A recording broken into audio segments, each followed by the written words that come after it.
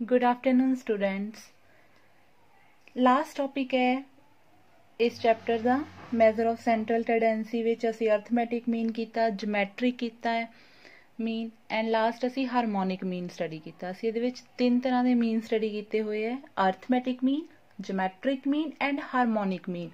Now असी हुण इन्हां दा रिलेशन फाइंड करना है कि इन्हां तीनों मीनस विच क्या रिलेशन है, relation between arithmetic mean, geometric mean and harmonic mean. If am असी डिनोट किया होया अर्थमैटिक मीन नू, gm शॉर्ट फॉर्म डिनोट की हुई है जोमैट्रिक मीन दी, एंड hm असी डिनोट कर रहे हैं हारमोनिक मीन नू। ठीक, mean of a series with n observation, साडे कोल n ऑब्जरवेशन है। n ऑब्जरवेशन दे अर्थमैटिक मीन नू असी am लिखिया होया, जोमैट्रिक मीन नू gm एंड हारमोनिक मीन नू hm। then they are related to each other in the following relation। then इन्हां तिन्नां दे विच क्या रिलेशन हुंदा है? फर्स्ट है arithmetic mean greater than equals to geometric mean, geometric mean is greater than equals to harmonic mean. तीनों means विच आ वाला relation हुंदा है कि अर्थमैटिक मीन जिहड़ा है ਉਹਦੀ वैल्यू जोमैट्रिक मीन तो भी ज़्यादा हुंदी है, हारमोनिक मीन तो भी ज़्यादा हुंदी है। अगर तुसी किसी क्वेश्चन दे विच ऑब्जरवेशन से तीनों मीनस निकालते हो तो तुहाडे कोल अर्थमैटिक मीन का आंसर ऑलवेज ग्रेटर दैन होएगा जोमैट्रिक मीन, हारमोनिक मीन, जां इक्वल हो सकते हैं तीनों। ठीक, harmonic mean greater than geometric mean greater than harmonic mean. ठीक, where the sign of equality hold different only if all the n observations are equal। कहते वैसे तो अर्थमैटिक मीन जोमैट्रिक मीन नालों वड्डा आंदा है, जोमैट्रिक मीन हारमोनिक मीन नालों वड्डा आंदा है, बट कहते इत्थे इक्वैलिटी जिहड़ा इक्वल भी लिखिया होना, इक्वैलिटी किस केस च होल्ड करदी है? जदों n ऑब्जरवेशनस इक्वल हुंदियां, मतलब जिहड़ियां ऑब्जरवेशनस सेम आन, then तुहाडा अर्थमैटिक मीन आएगा equals to geometric mean equals to harmonic mean. ठीक, सैकेंड रिलेशन है इहदे विच सेंटर वाला जिहड़ा जोमैट्रिक मीन है उहदा स्केयर किहदे इक्वल हुंदा है? Arithmetic mean into harmonic mean. Geometric mean दा square equals to am into hm। हुण ये दोनों रिलेशन असी प्रूव करांगे। ठीक, to prove this relationship we assume the series with only two observation a and b। देखो साडे कोल n ऑब्जरवेशन लिए फॉर्मूला है, इनू असी एक्सटेंड कर दांगे n ऑब्जरवेशन दे लई, बट असी इनू प्रूव फर्स्ट करांगे ओनली टू ऑब्जरवेशनस लैके। दो ऑब्जरवेशन लैके असी ये वाला फॉर्मूला प्रूव कर लांगे, फिर n ते असी जर्नलाइज कर दांगे। ठीक, सो असी इहदे विच ओनली टू ऑब्जरवेशन टेक करांगे, एक a ले लैनी, दूसरी b ले लैनी। ठीक, सिर्फ सिंपलीसिटी लई अपनी कि साडा जिहड़ा प्रूफ है वो सिंपल होए, उहदे लई असी दो ऑब्जरवेशन लईआं। नाउ असी हुण फॉर्मूलाज लिखांगे। तुसी सारे फॉर्मूले कीते होए, अर्थमैटिक मीन दा क्या हुंदा, जोमैट्रिक दा क्या हुंदा। नाउ यस, अर्थमैटिक मीन साडे कोल ऑब्जरवेशन है दो, एक ए है एक B. Then arithmetic mean is sum of data divided by number of data, sum of data divided by number of data. साडे कोल दो ही ऑब्जरवेशन है, दोनों का sum a plus b, number कितना है 2 है, डिवाइडेड बाय 2। सो ये साडे कोल आ गया अर्थमैटिक मीन। नेक्स्ट है साडे कोल जोमैट्रिक मीन। जोमैट्रिक मीन दा फॉर्मूला भी तुसी की कीता होया, अंडर रूट हुंदा है प्रोडक्ट दा, जिन्नियां ऑब्जरवेशन है, जिहड़ा सी फर्स्ट इहदी डेफिनेशन ही कीती सी जोमैट्रिक मीन दी। लॉग वाला फॉर्मूला तो असी बाद च ड्राइव कीता सी, फर्स्ट असी कीता सी nth रूट। nth रूट हुंदा किहदा? nth रूट हुंदा वा प्रोडक्ट ऑफ n ऑब्जरवेशन। साडे कोल इत्थे हुण दो ऑब्जरवेशन है, दोनों दा प्रोडक्ट दा nth रूट, nth इत्थे n दी वैल्यू कितनी है 2, सो की आ जाएगा स्क्वायर रूट, मतलब पावर 1/2। सो ये साडे कोल आ गया जोमैट्रिक मीन। नेक्स्ट है साडे कोल हारमोनिक मीन। हारमोनिक मीन दा फॉर्मूला हुंदा है, फर्स्ट असी करते हैं जिहड़ी भी साडे कोल ऑब्जरवेशन गिवन हुंदी है, ए ते बी ऑब्जरवेशन है, फर्स्ट तुसी इन्हां दा की ले लेना है रेसिप्रोकल। ठीक है, रेसिप्रोकल लैके इहदा मीन लेना है। साडे कोल दो ऑब्जरवेशन है 1/b, इन्हां दोनों दा मीन आएगा sum of data divided by number. ठीक, ये आ जाएगा, फिर एदा भी रेसिप्रोकल कर देना। सो साडे कोल हारमोनिक मीन आया 2/1/a प्लस 1/b। एलसीएम लैके साडे कोल आ जाएगा 2ab/a प्लस b। तुसीं इहनूं क्रॉस मल्टीप्लाई कर देना, इहदा ab घूम के ऊपर चला जाएगा। सो हारमोनिक मीन आ गया 2ab/a प्लस b। सो असी फर्स्ट असी दो ऑब्जरवेशन लैके तीनों फॉर्मूलाज लिख ले, arithmetic mean, geometric mean and harmonic mean. Now हुण असीं इन्हां च रिलेशन फाइंड करना। ठीक, वी नो दैट, तुसीं ये स्टैप याद रखना कि इनू स्टार्ट कित्थों करना है। We know that under root A B minus under root B the square greater than 0 as, जिथे ऑलवेज लिख लो। देखो असी आ चीज लैके चलनी है, तुसीं याद रखना है, क्रैम करना एज इट इज स्टैप के असीं इत्थों कित्थों स्टार्ट करना, under root A minus under root B the whole square.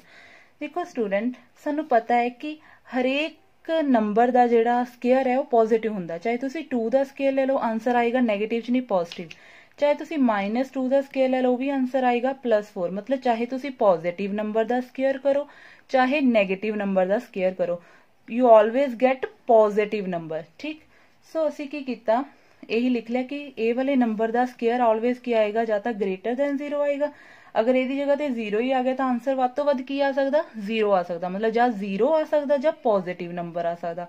ਤਾਂ ਅਸੀਂ ਲਿਖਿਆ we know that under root a minus under root b ਦਾ ਹੋਲ ਸਕੁਅਰ ਆਲਵੇਜ਼ ਕੀ ਹੋਏਗਾ, ਗ੍ਰੇਟਰ ਦੈਨ ਇਕੁਅਲਸ ਟੂ 0 ਹੋਏਗਾ। ਠੀਕ, ਇੱਥੇ ਹੋਲ ਸਕੁਅਰ ਦਾ ਫਾਰਮੂਲਾ ਯੂਜ਼ ਕੀਤਾ। ਦਿਸ ਇੰਪਲਾਈਜ਼, ਤੁਸੀਂ ਲੋਅਰ ਕਲਾਸਿਸ ਸਟੱਡੀ ਕਰਦੇ ਸੀ algebraic identity, a minus b ਦਾ whole square is a square minus 2ab plus b square. ਉਹ ਵਾਲਾ ਫਾਰਮੂਲਾ ਅਸੀਂ ਇੱਥੇ ਯੂਜ਼ ਕਰਾਂਗੇ। हाँ जी, साडे कोल ए दी प्लेस ते है अंडर रूट ए और बी दी प्लेस ते कौन है, under root B.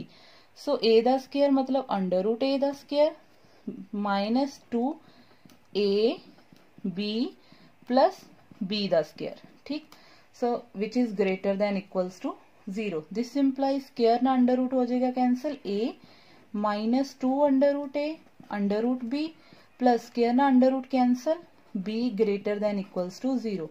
This implies a minus, देखो ए दी भी पावर अंडर रूट है मतलब पावर 1/2, ए भी अंडर रूट कॉमन, इनू अंदर लिख लिया ए B plus b greater than equals to 0।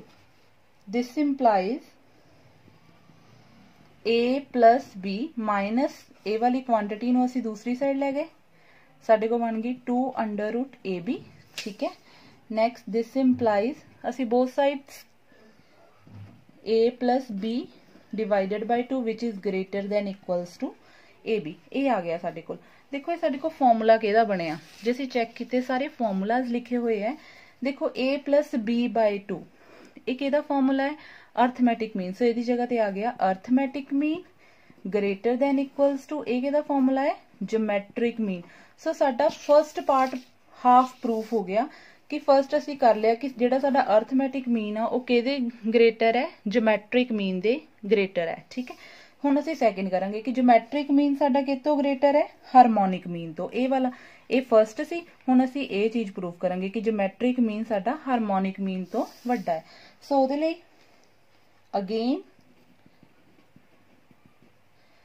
Again असी जो स्टार्टिंग च लैके चले सी उही लैके चल पे, under root A minus under root b दा whole square greater than equals to 0।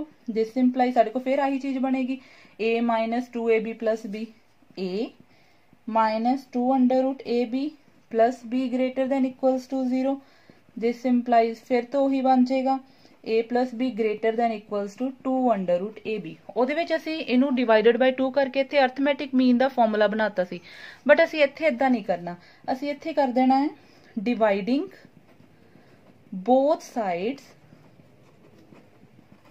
by AB। असी both side AB ना डिवाइड करना अपना फॉर्मूला बनाने दे लई, A plus B by AB greater than equals to 2 under root AB upon AB।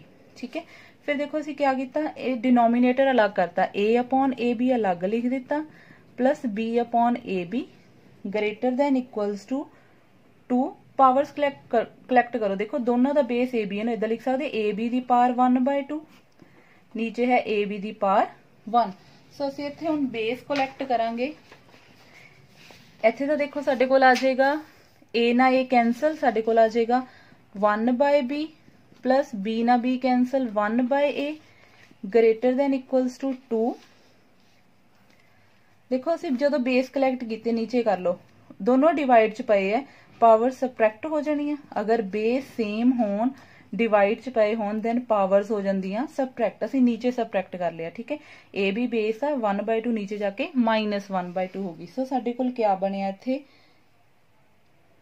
1/b plus 1/a greater than equals to 2√ab, ठीक।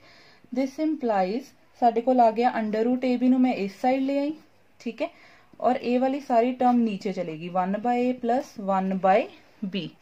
देखो साडा यही वाला फॉर्मूला नहीं बन गया हारमोनिक मीन दा, यही बनाया सी 2/1/a प्लस 1/b, और असीं इहनूं लिख सकदे 2ab, जदों इहदा एलसीएम लैके की बन जाएगा a प्लस b।